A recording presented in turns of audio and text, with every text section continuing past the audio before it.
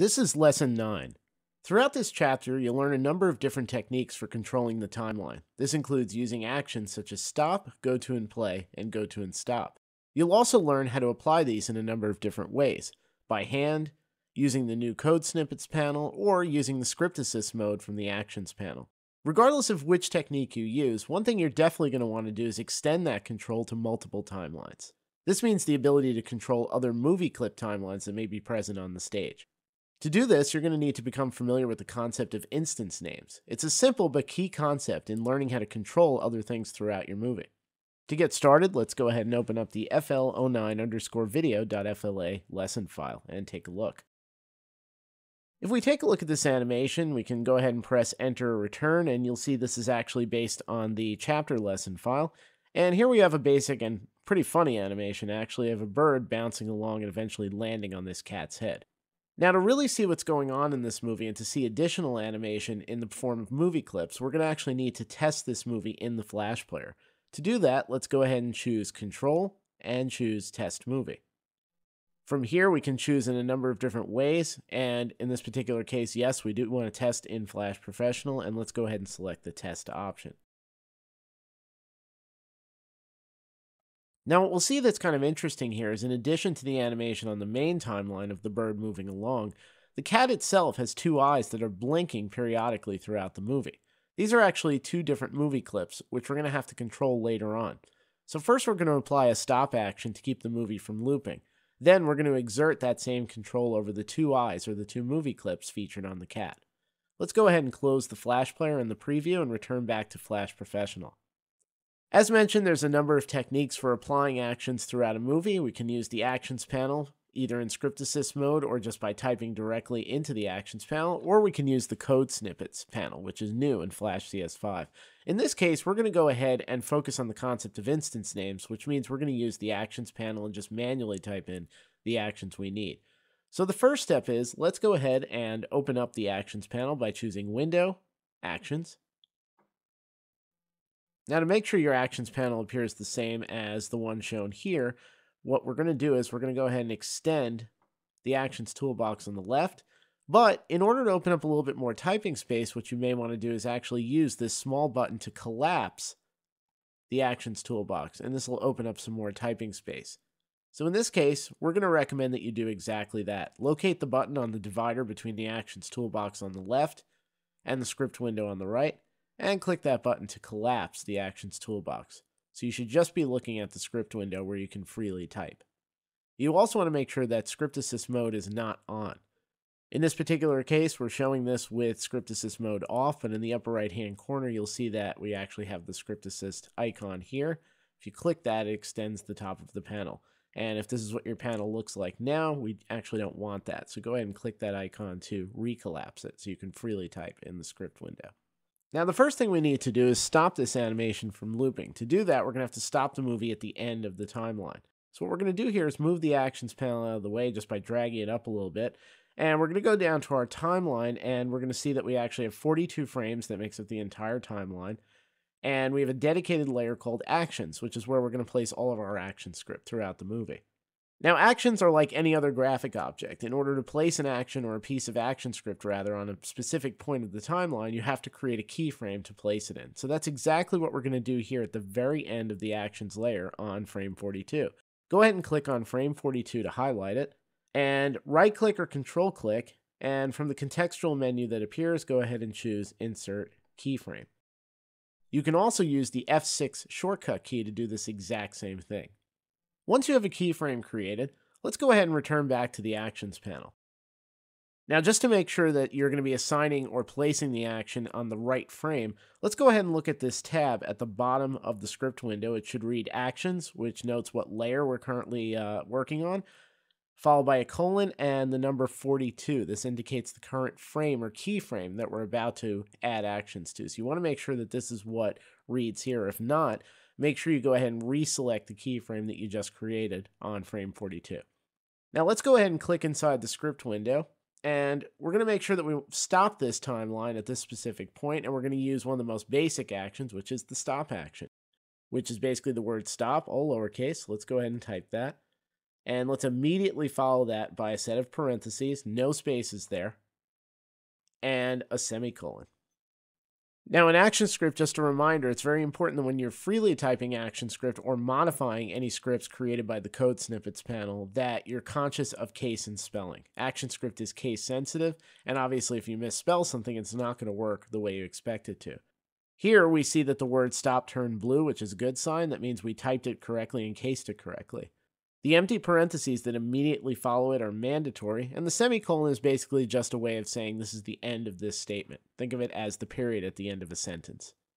Now let's go ahead and see if what we did actually worked. To do this, once again, we're going to go up to Control, we're going to choose Test Movie, and we're going to choose Test. And what we should see is when our Flash Player window launches that the animation plays through, and the bird ends its journey right on top of the cat's head, and the movie doesn't loop anymore. So far, so good. Now, you're going to notice that the cat's eyes continue to blink. This is okay. This is actually what's supposed to happen. Now, keep in mind that the action that we added on frame 42 on the main timeline controls only the main timeline. In order to control other timelines, we're going to have to take a slightly different approach. So let's go ahead and close our preview window and see how that works. Close the Flash Player window and return back. And what we're going to do is actually move the Actions panel out of the way for a moment. Now, if you go ahead and you click on the cat's right eye and take a look at the property inspector, you're going to see that this is actually a movie clip, and it's an instance of a movie clip called Cat Eye, which sits in our library. Every movie clip has its own timeline.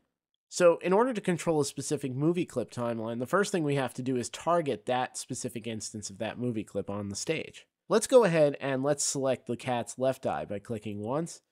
Now, what's interesting is this is actually the exact same movie clip. So this is another copy of the cat eye movie clip that's been duplicated and flipped over so that it sits right on the cat's face. But here's the trick. How do we control these two movie clips? We can't actually control them by calling them by their library name, because we've actually got two movie clips on the stage that are of the same name. So how do we distinguish instances of symbols from one another? We do this by assigning what are known as instance names. You can think of an instance name as a unique ID that you can give to every specific symbol instance on the stage. And this is especially crucial when we want to control that symbol instance using ActionScript. It's what allows ActionScript to find and perform whatever actions we're asking it to on that object. So the first thing we have to do before we can control either of these movie clip instances is to give each one its own unique name. With the left eye selected, go up to the property inspector and click inside of the instance name type-in field at the very top. And let's go ahead and give this the name of MC underscore left eye, just like this. All lowercase, all one word. Now, there's a couple of things going on here. You'll notice I didn't use any punctuation. I didn't add any spaces. This is because these instance names are programmatic names, which means that they have to be able to be understood by ActionScript. And for that to be possible, we have to follow certain naming guidelines. Number one, we can't use any dead white spaces. So for instance, this underscore is there for a reason, because I couldn't do something like this. It would actually interpret these as three different instance names, and it would kind of freak out. So that underscore is one of the actual characters we can use instead of a dead white space. We can't use any punctuation, no matter how excited we get. So adding other things like @ signs, exclamation points, and so on, no good. We can use numbers. So we can use a combination of letters, numbers, and we can use an underscore. However, keep in mind that ActionScript is case sensitive. So if you use any odd casing structure, like for instance, capitalizing this E, you're going to have to use the exact same casing structure in ActionScript. Otherwise, it won't find it. So here we're going to keep this simple, all lowercase, all one word, just using the underscore to separate MC from the name left eye. Now let's go ahead and do the exact same thing on the right eye. So let's go ahead and select the cat's right eye.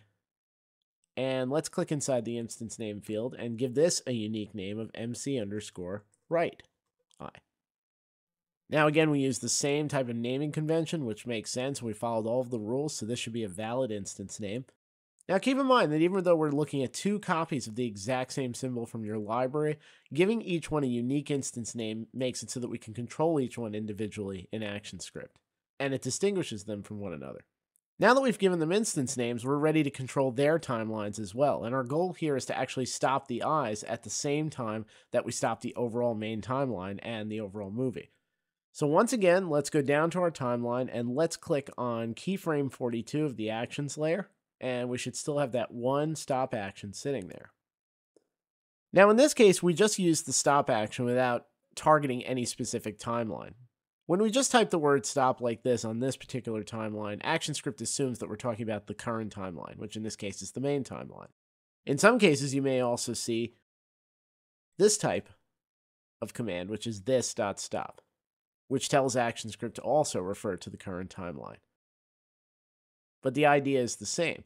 Now, if we want to control the timeline of one of our two movie clips, namely the left eye and right eye, you may think we should say something like stop MC left eye or stop MC right eye. It's actually kind of the opposite.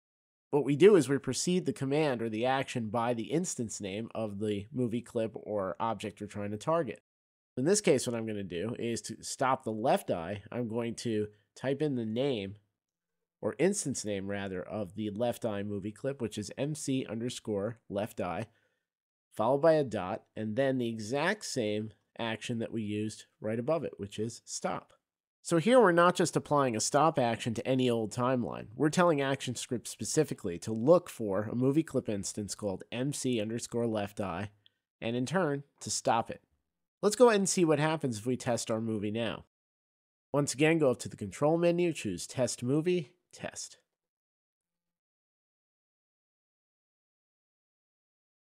Now, if we watch the animation, it's actually kind of funny. The cat's left eye stops blinking and the right eye continues to blink. This is because we haven't told that one to stop yet.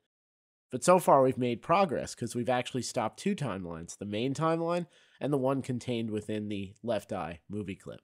So what we're going to do here is we're going to close our preview window and once again, return back to the Actions panel. We should still have keyframe 42 selected on the Actions layer, and we're going to wrap this up by adding a new line with the Enter Return key inside the Actions panel.